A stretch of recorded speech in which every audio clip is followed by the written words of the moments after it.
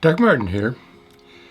In the last video, I talked about evidence-based practice being a decision-making process consisting of 3 components: the best available evidence, clinical expertise, and client values.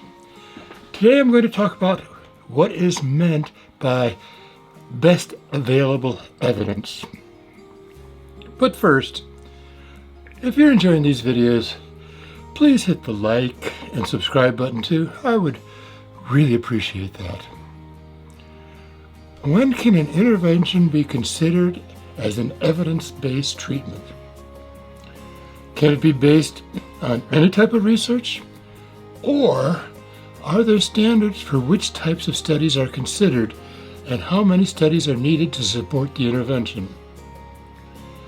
Well, for starters, do not put too much stock in the findings from a single study. Evidence-based research has become a buzzword used by in-service providers, purveyors of products on the internet, and some professionals that refers to practices that they promote as evidence-based. Some of these practices are not very effective. This is especially true in the area of developmental disabilities.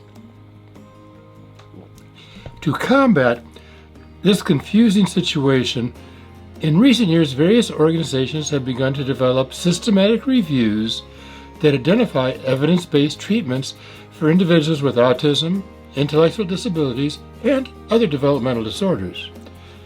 It is very important that both professionals, parents, and other support providers identify and use highly effective practices. Probably the best approach is to look at evidence-based reviews that have been done for these populations. These are systematic reviews using objective and clearly stated procedures that look at both the quality of the research and the quantity of research studies for a given treatment area. They usually consist of multiple high-quality group experimental and single-subject designs.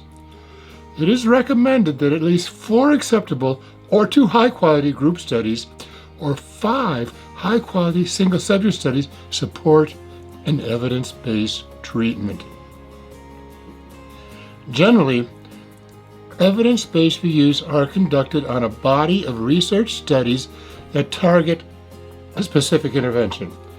For example, antecedent-based interventions for a particular population of learners. Again, adolescents with autism. Targeting a particular outcome, reduction of challenging behaviors. An intervention should not be considered evidence-based for all learners in all areas. There are numerous sets of standards developed for individuals with developmental disabilities. The National Autism Center has the National Standards Project. Phase 3 is currently underway. But the Phase 2 report from 2015 identified 14 treatments as established, 18 emerging treatments, and 13 treatments as unestablished, meaning there was no support for them. The National Professional Development Center, again focusing on autism, has identified 28 evidence-based treatments and 10 manualized interventions that meet their criteria. The Council for Exceptional Children, CEC, in 2014 developed a set of evidence-based treatment standards for special education. And there are more.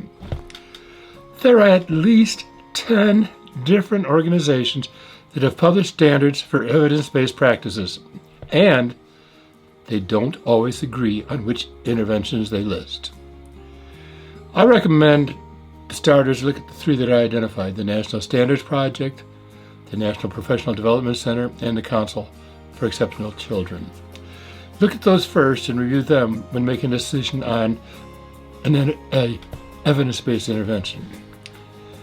And to make it even more confusing, some researchers are concerned with how some of the treatments are listed. Some of the concerns are that the categories are overly broad and include some interventions within a given category that may have multiple empirical evaluations, and while others may only have a few or even only one. Some of the broad categories of concern include social skills training, augmentative and alternative communication, and naturalistic interventions. I recommend that one takes a close look at the broad categories and then look at the specific interventions within a given category to see which interventions in a particular category have the strongest research base. A third area of concern is that of publication bias. Publication bias boils down to the problem that many studies that did not find an effect are not reported and published. What this means is that most treatments tend to be less effective in actual real-world practice than the published research suggests. A fourth area of concern. Evidence-based interventions may not work for a specific individual. Some individuals are non-responders or treatment resistors. They don't respond to even the most effective treatment. So it becomes very, very important to frequently monitor performance data. A fifth area is that not all effective interventions have been identified as evidence-based treatments. It may be that not enough studies have been done in a given area for a specific population. This is especially true of adults with autism or intellectual disabilities. There's not a lot of research with these populations. It may be very possible that a treatment is effective and will be classified as evidence-based when more research is conducted. Another concern is the way the term evidence-based is used. For some practitioners, they only use the term evidence-based when talking about those interventions that have been reviewed and validated. Others use the term more broadly and refer to any type of evidence, even a single non-experimental study. Some professionals, in-service providers, and textbook authors refer to practices as evidence-based that are not actually supported by high-quality experimental studies. And another misused term is best practices. Many treatments are described as best practices even though their research base is inconclusive. The term best practices often refers to an ineffective practice not supported by sound research. So be critical when someone says their intervention is evidence-based or best practice. Ask yourself, where is the evidence? What is the evidence? And finally, just because an intervention is evidence-based does not mean it's being implemented effectively. Evidence-based treatment should be implemented with fidelity or they may be ineffective. If possible, either acquire or develop an implementation checklist to guide the correct implementation of the evidence-based treatment. And as previously mentioned, I said, frequently monitor the individual's progress on the targeted outcome. So where does that leave us?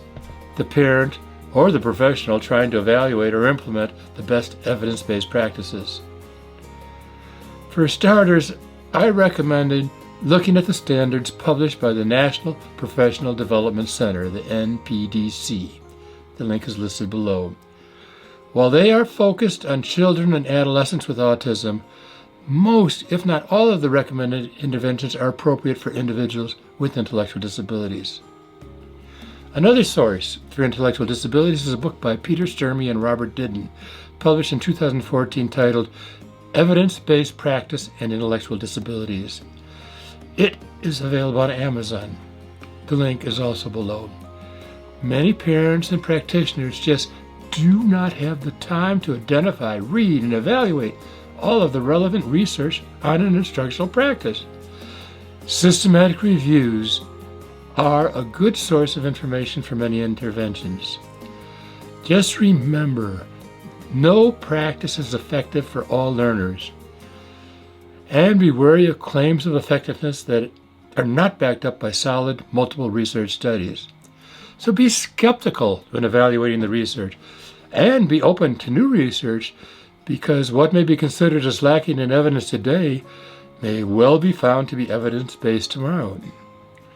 Some good examples of this include 4 interventions newly listed as evidence-based in the recent NPDC review: AIRS, sensory integration, behavior momentum, direct instruction, and music-mediated interventions.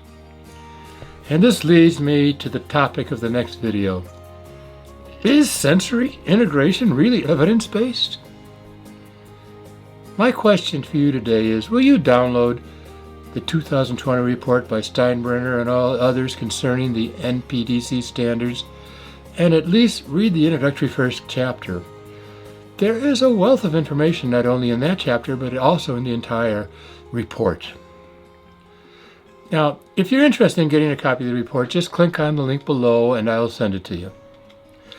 Don't forget, if you are interested in everything I'm talking about, to hit the like and subscribe buttons and turn on that little bell next to subscribe so that you don't miss out on any of my uploads, because I know you're really going to like them. This channel is being designed especially for you. So take a look at my online Moving Beyond Meltdowns Academy that has 2 programs for you: a mindfulness program and a healthy eating program designed especially for you, the support provider. That link is also below.